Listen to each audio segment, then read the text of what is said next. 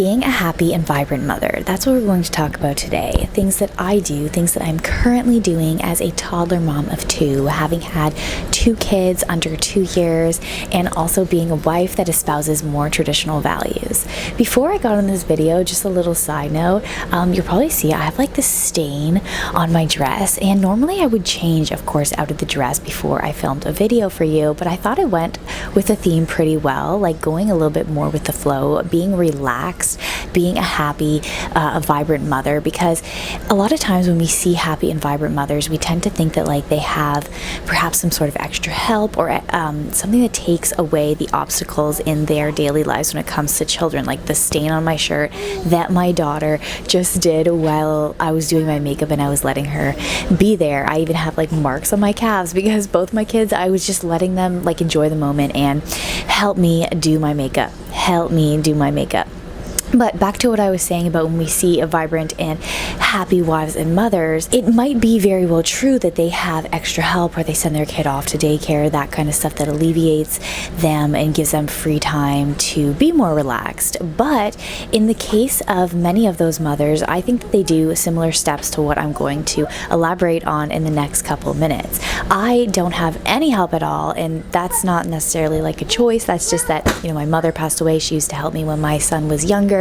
And my husband and I, we live away from family, and we have certain personal values that we don't want to put our kids in childcare or like any type of activity of the sort until a certain age. That is just us. That's not me telling you what you can do. But all that being said, I do think that I have a pretty good outlook on being a wife and mother, and I do wake up joyful almost every single day, wanting to quote unquote serve my family, but doing it from a place where I'm enthusiastic to do so, where I love my life despite those obstacles like stains on my shirt, hard days with my kids. I very rarely blow up on my children. And again, that's not a brag or anything like that.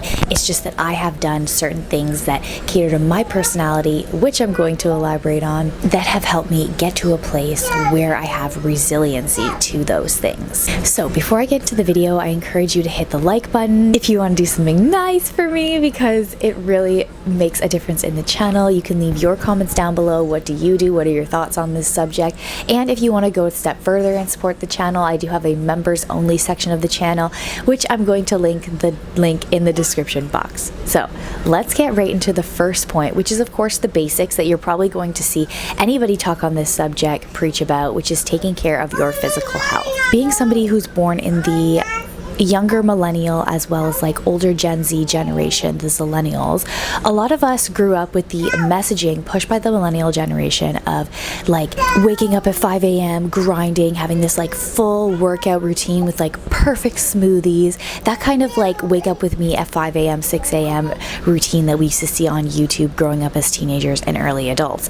And although that works for some people, that might work for you. And there's even this mom that I follow, I think her name's Brooke or something, on Instagram, and she does that like elaborate routine even pregnant, and it kind of like takes me aback because I'm like, oh, that's a lot. And so of course it helps certain people thrive, but for me, I'm generally a low energy person, so waking up at 5 a.m. to do a workout like 0 to 100 doesn't go well with my personality. However, I got into a rut where I didn't do any exercise at all, and I found that it had a damper on my mood. It didn't give me those endorphins, and it also didn't give me the body shape that I wanted to. If you listen to my feminine fitness videos, I have another one coming up about losing baby weight in the next couple days, so stay tuned, subscribe if you're not subscribed yet. But I like to take more of like a middle ground approach, not necessarily like body positive to the extreme end of where I feel as though I'm letting myself go, but not to the perfection end of like having a six-pack. I think that I walk a good middle road,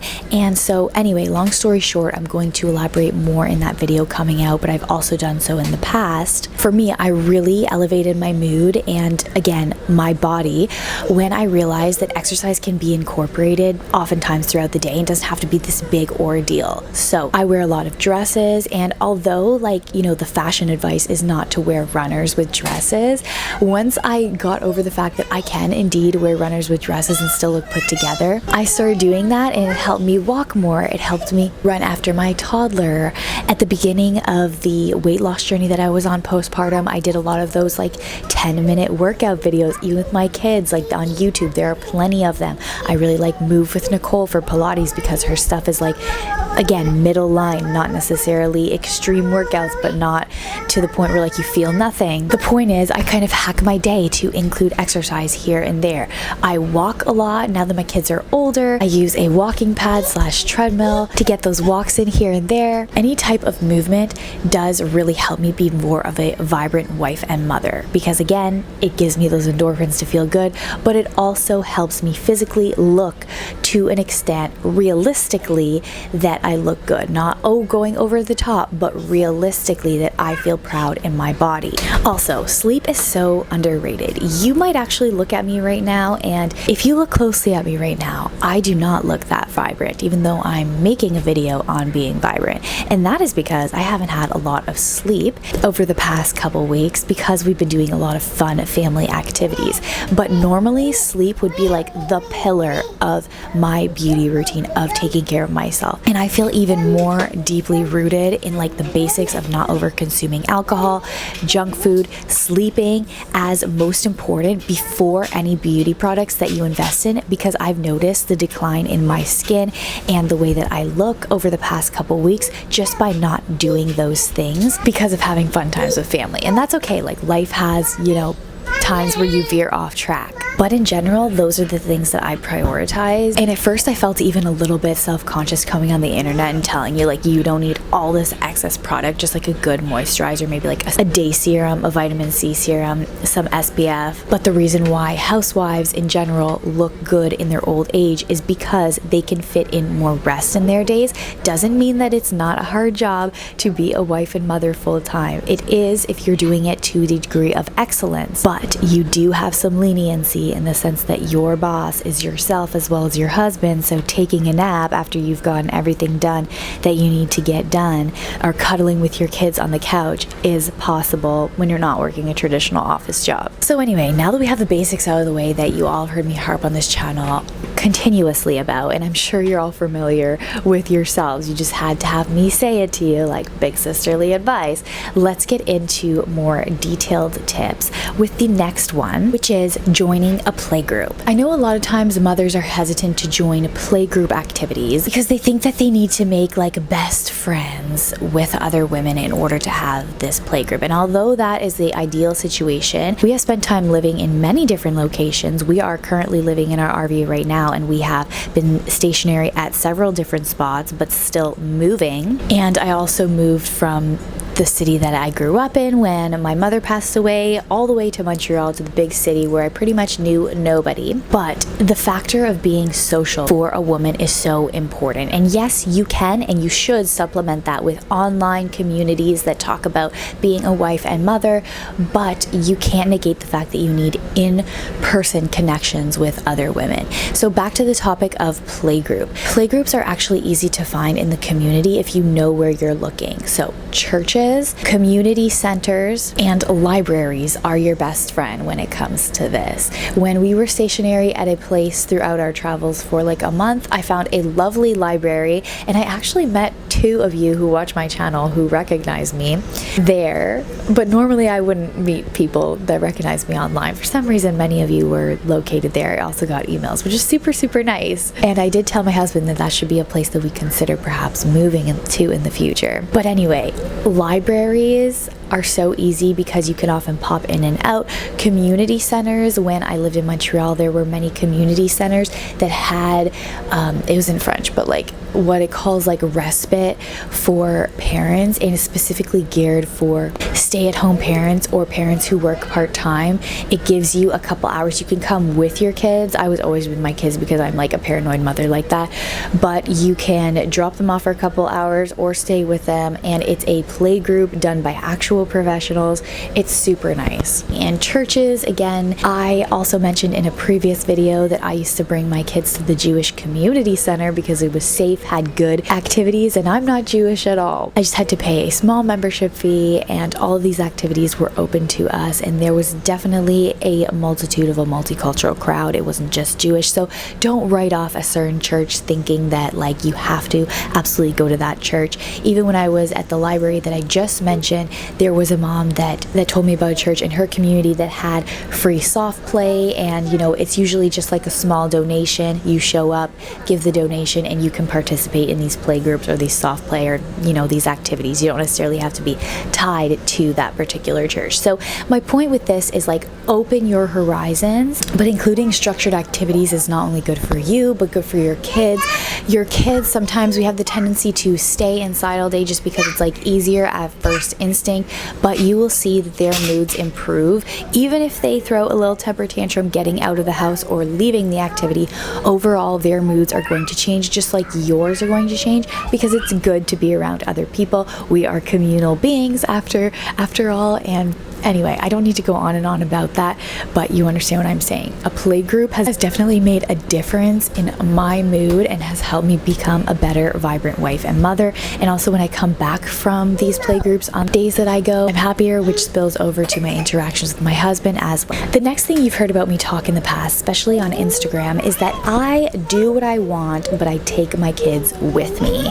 Yes, there are tantrums, bringing your kids to a cafe, bringing your kids to a specialty store. I've even brought my kids when I got my hair done before. Yes, this sounds very overwhelming to you at first glance when I'm telling you to do these like adult activities with your kids, but they will get used to it after a while, and you will develop little tips and tricks that work for you on how to do this. Whether you have to bring an iPad, I'm not totally against TV, whether you have to bring certain fidget toys. I have my car stocked with like car caddies of diapers where I can just go and then I can pick the diapers that I want and change my kids in the car if I have to. I've also stocked my car with snacks, easy things where I can just do what I want and bring my kids with me, but of course do it strategically based on like when I know they take a nap. You know, I'm not going to take them out of the house when they're about to go down for a nap unless I plan a car nap with their little blankies and make it all cozy for them. But I realized once I had no family help and it was just my husband and I, if I didn't want to totally miss out on adulthood and miss out on things that I like, for example, going out to eat at fancy restaurants, I had to make it work with my kids. And my son,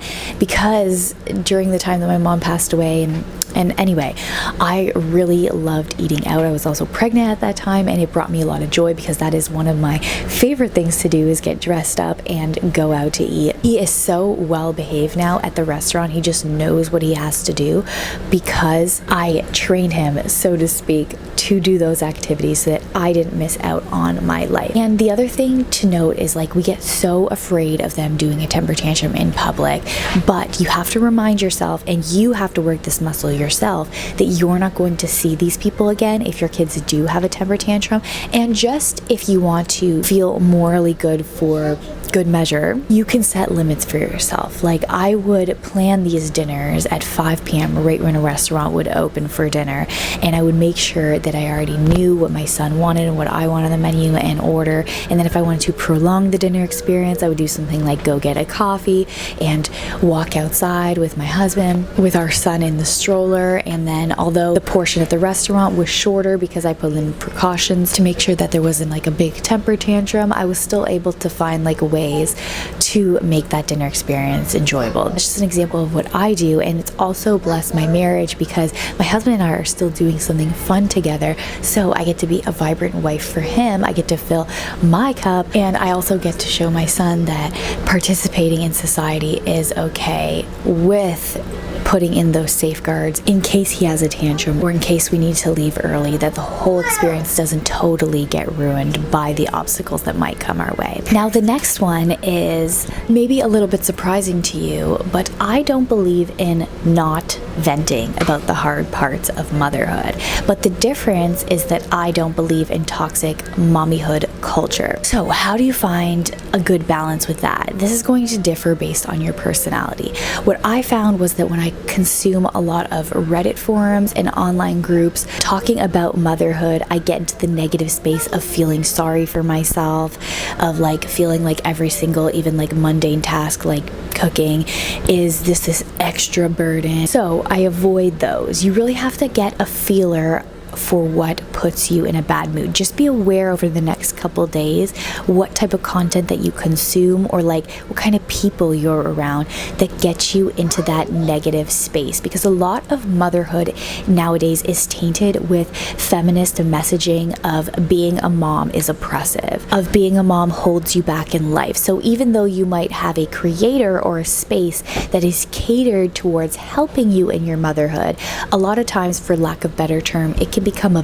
bitch fest. Sorry, I don't often swear, but that is just a very accurate terminology for what it is, about how being a woman is this hard, disadvantaged thing for you. But you have to remember the reality is that we live in a lazy and sloppy culture. So even doing mundane tasks to a lot of people will feel like a form of oppression, because they're constantly bombarded with the feminist messaging undertones that have been indoctrinated in us basically since we were in elementary school, about how everything that a woman normally does is something that sets her back. And so that's why on this channel, putting aside cases of abuse, I encourage you to get out of a lazy mindset. I encourage you to view your role as a wife and a mother as a high calling and not just a job where you have a series of tasks on the checklist. But I also encourage you to understand that, of course, the laundry is going to get done.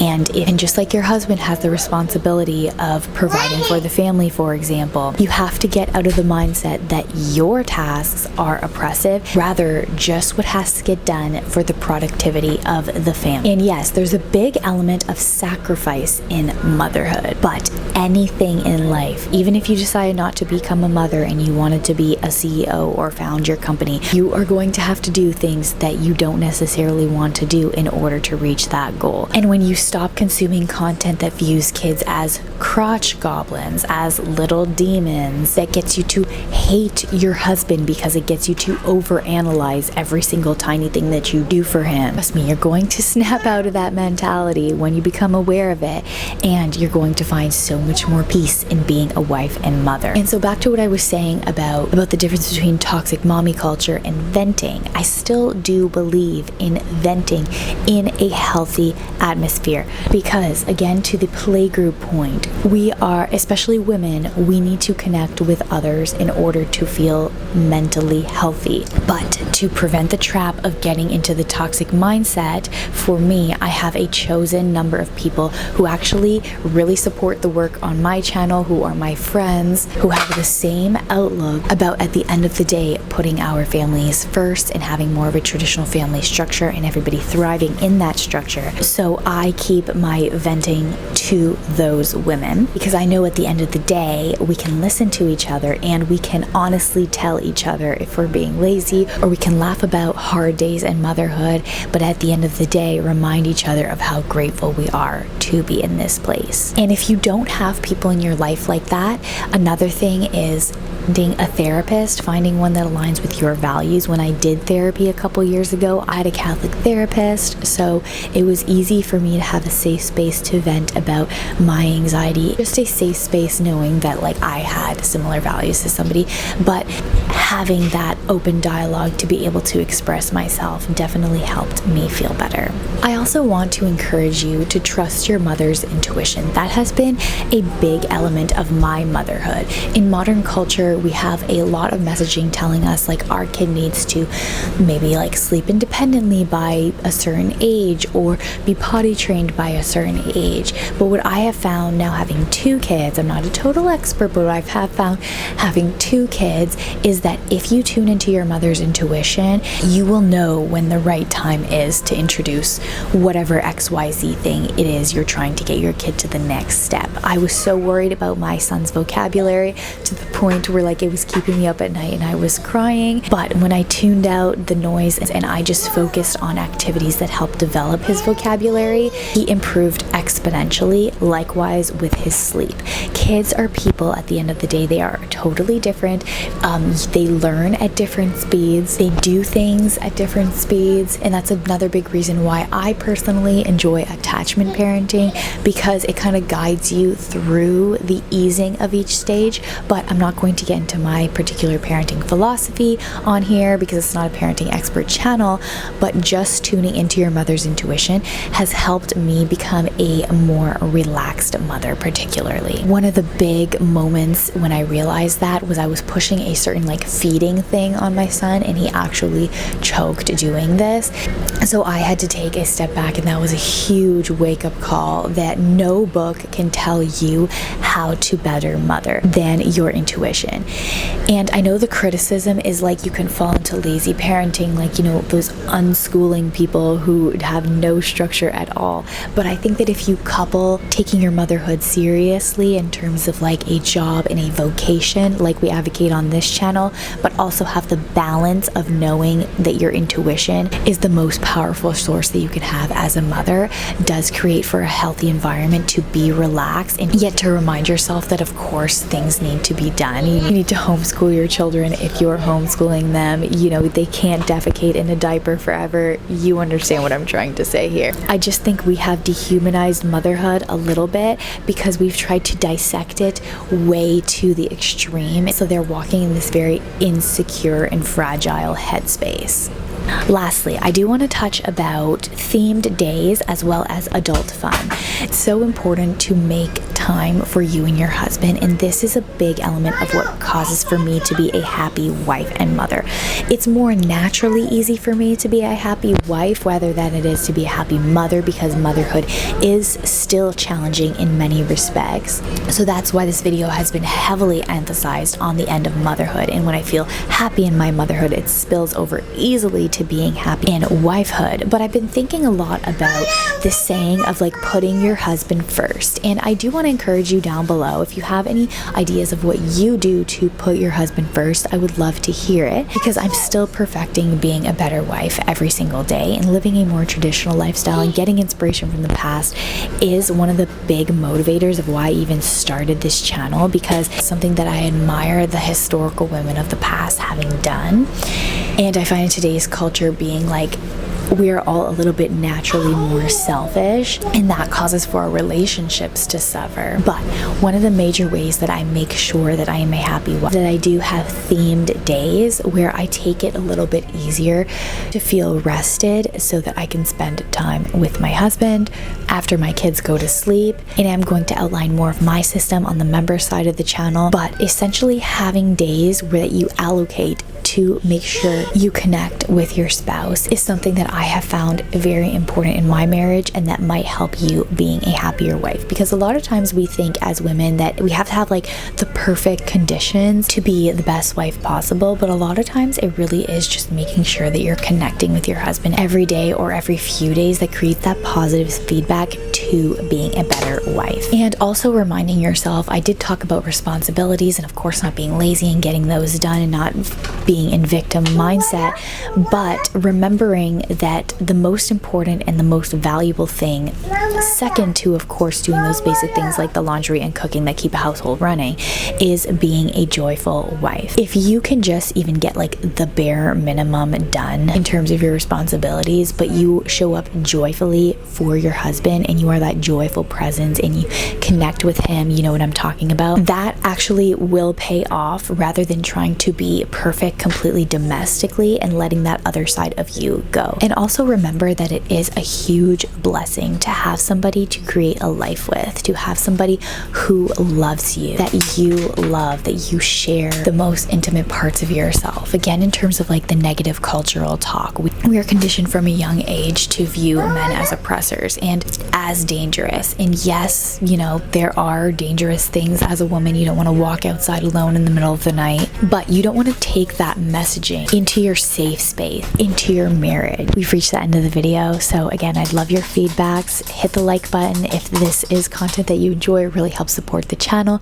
Join the member side of the channel if that's something that you're also interested in. And I hope to see you in the next video. Bye-bye. Yes, I'm going to get your water. She wants some water. I'm going to get your water. Just wait a minute, girl.